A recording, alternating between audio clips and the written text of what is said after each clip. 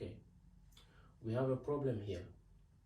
A car starts moving from rest and accelerates uniformly at 1.2 meters per second squared for 20 seconds.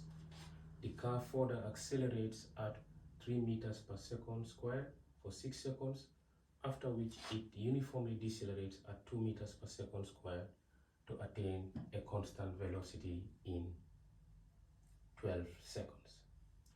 It then moves with that velocity for 10 seconds, after which the brakes are applied and the car uniformly decelerates to rest in 12 seconds.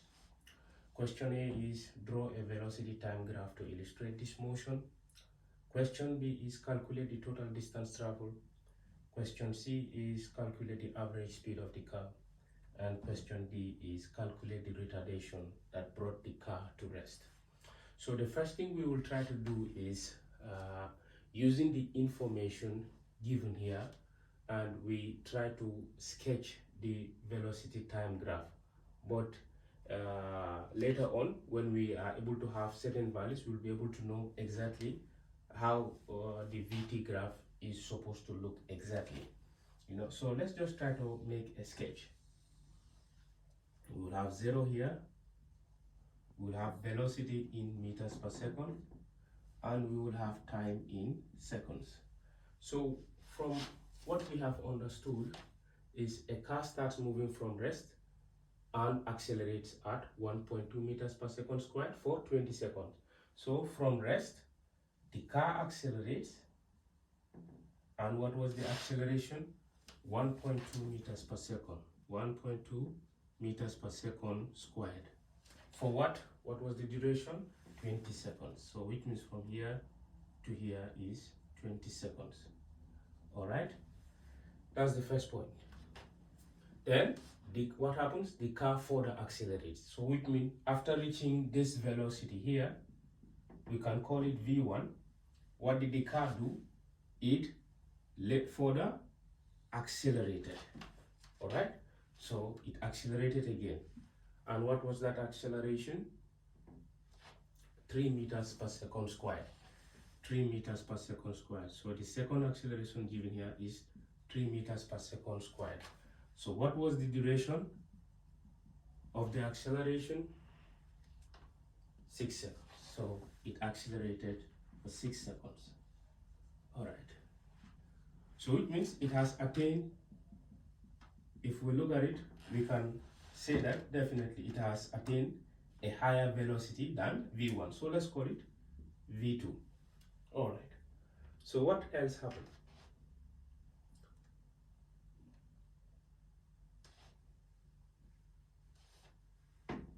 It says the car further accelerates at 3 meters per second squared for 6 seconds, after which it uniformly decelerates. This is very important here.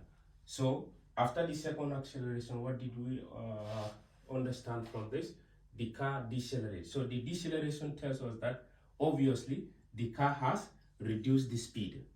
But to what extent? Here, what we can only do, it can be just from here, it can just be here to this point, it can come exactly to this point, or it may go even way below to look like this. All right, so which means there is obviously another third velocity, V3. But it's only calculation that can actually tell us how the graph is going to look like.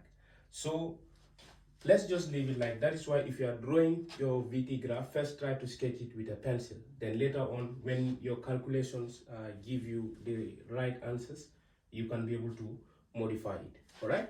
So I'm trying to assume that it has attained a velocity that is much lower than V1 and V2. So let's just call it V3. Okay, so calculations will tell us that. Let us not worry about that. So that is the deceleration. What was the deceleration? 2 meters per second squared. Remember, a deceleration is a negative acceleration. So let me just make it negative. So after that, what happens? So, okay, but before going further, it decelerated for how many seconds?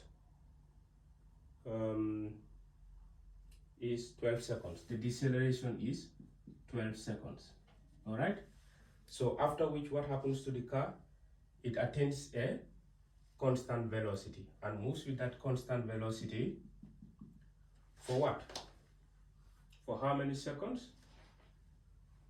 It moves with a constant velocity for 10 seconds. All right? 10 seconds. For 10 seconds. All right? Then after which, what happens? The car uniformly decelerates to rest in 12 seconds. So 12 seconds. So let's just continue. We will actually have a true graphical representation of this after we know the values of V1, V2, V3. We already know V1 is the position is correct. We know that V2, because it is acceleration, it is expected to be higher than V1. But V3, is it ending here? Is it ending here? Is it ending here? Or is it way below? So we just assume that for now it is way below this second and the first final velocities. But calculations will give us that. Let's just continue. All right. So what do we need to do? We can first find the V1, that is the acceleration. So using the formula, V is equals to U plus AT, because I'm talking about the first event. So let me say V1 is equals to U1 plus A1 T1. See, just to make sure that I differentiate, avoid confusion. So what is V1? V1 is equals to U1. What is the initial velocity? Because the body starts from rest is 0, plus what is the acceleration from here to here? The acceleration is 1.2 multiplied by what is the time? Time is 20 seconds. So V1 will give us what?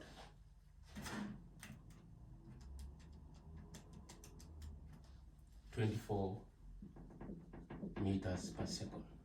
So which means V1 here is 24 meters per second. So I can just replace it here as 24 meters per second. All right. Now let me try to find V2. Okay. So again, from the formula, V equals to U plus AT, because I am finding the second velocity of the event, it will be V2 is equals to U2 plus A2 T2. All right. So what is going to be the U2? Because it's the second event. Always the U2 will be the final velocity of the first event. So because it is starting here, then accelerate. So it means obviously the initial velocity will now be 24. All right, so it will be 24 plus what is the acceleration? The acceleration is 3 multiplied by what is the duration? The duration is 6 seconds. And what do we get from that?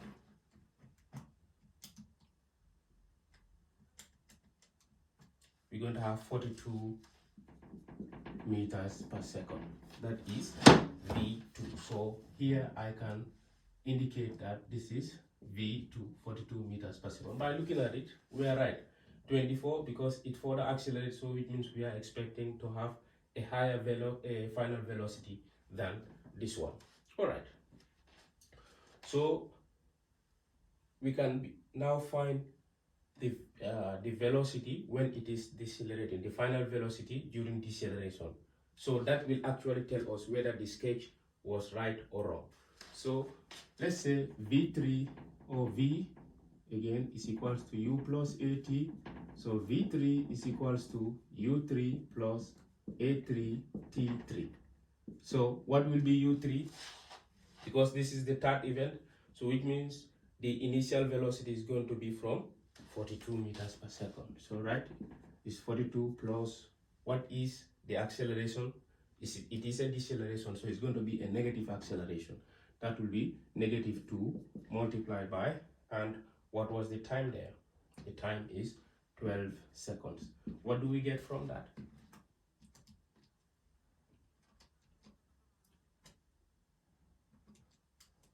We got 18 meters per second, and this is the one that has resolved everything. So it is telling us that it is 18 meters per second. So it means if you start from 0, you have 24 here, you have 42 here. 18 obviously have to be a much lower velocity than any of the other two. So we have 18 meters per second here as V3. So it means the sketch is correct. We can continue like that. But let's say if at all we had a velocity that was like, let's say between 24 and 42, then it means this somewhere around here is where you're going to indicate it. So we are correct and we can go like this. That's no problem. All right. So the sketch is correct. Now what do we do? The second question is calculate the total distance traveled. So the total distance traveled, let's try to have individual distances. This is a triangle, let's call it S1. This shape is a what? It is a trapezium, let's call it S2. This shape is also a trapezium, let's call it S3. This looks like a rectangle, let's call it S4, and this looks like a triangle, let's call it S5. So the total distance is going to be the sum of the individual distances. So let's first try to find S1. This is the shape of S1. Is a triangle. What is the base? The base is 20. And what is the height? The height is 24. So we know that S1 from area of a triangle is half base height, and this will be half. What is the base is 20. What is the height? 24. What do we get from that?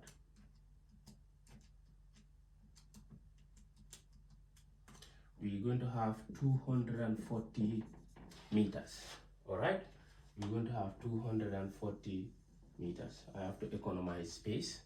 So for S2, let me try to extrapolate or obtain the shape.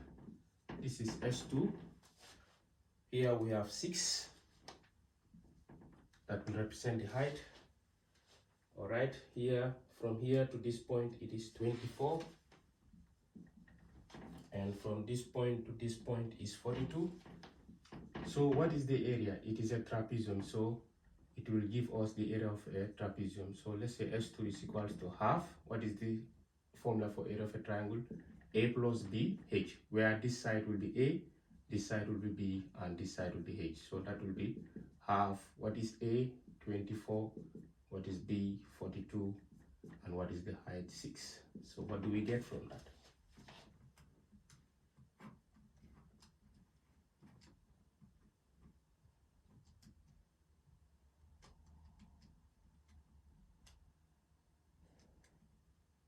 We have 198 meters. All right, then we can move to find S3. So let me just try to show you the shape of S3. This is how S3 looks like. From here to this point is 12 seconds. All right, from here to this point is what? 18. From here to here is 42. So again, S3 will be what? Half A plus B H, where this will be A, this will be B, and this will be H. That's going to be half. A is 18, B is 42, and what is the height? 12. So what do you get from that?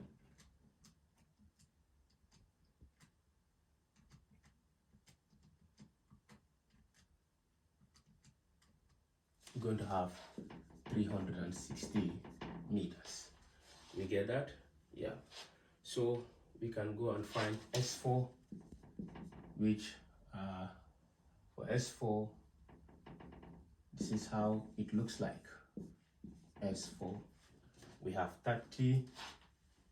Oh, sorry, it is 10, and this side is 18. So S4, because it's going to be a rectangle, what is the formula of a rectangle? Length times, let's say, height. So that will be 10 times 18, and that will give us 180 meters.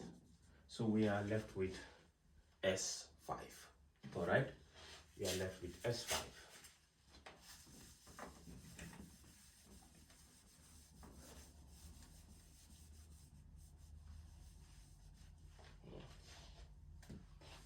So S5 is equals to, because it is a triangle, or let me just try to show you how it is. Okay, that is, we have the height as 18 and we have the base as 12. So S5 is equals to half the base times the height. This will be half. The base is 12, the height is 18, and what do we get?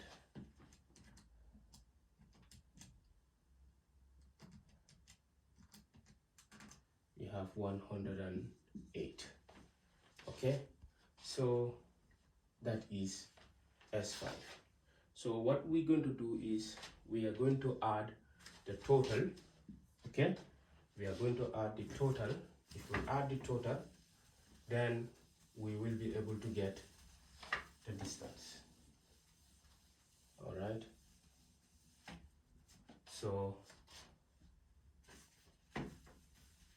the total distance ST is equals to S1, S2, S3, S4 plus S5. And what is S1 is 240. What is S2? 198. What is S3? S3 is 360. What is S4? I hope I did not send that away. S4 is 180. And what is S5 is 108. So when we total this, what do we get?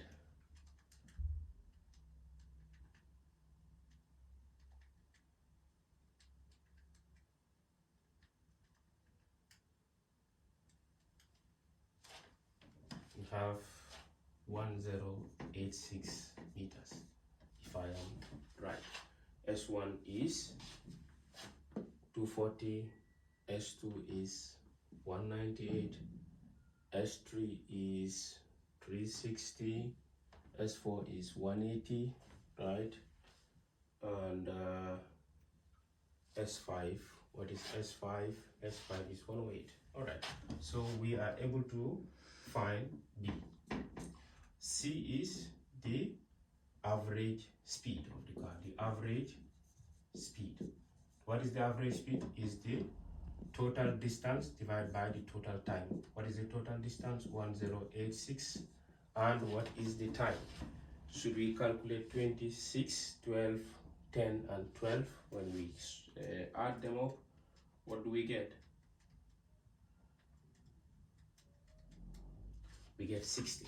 So this should be 1086 divided by 60. You have 18.1 meters per second. All right, that's the average speed. We are able to find that.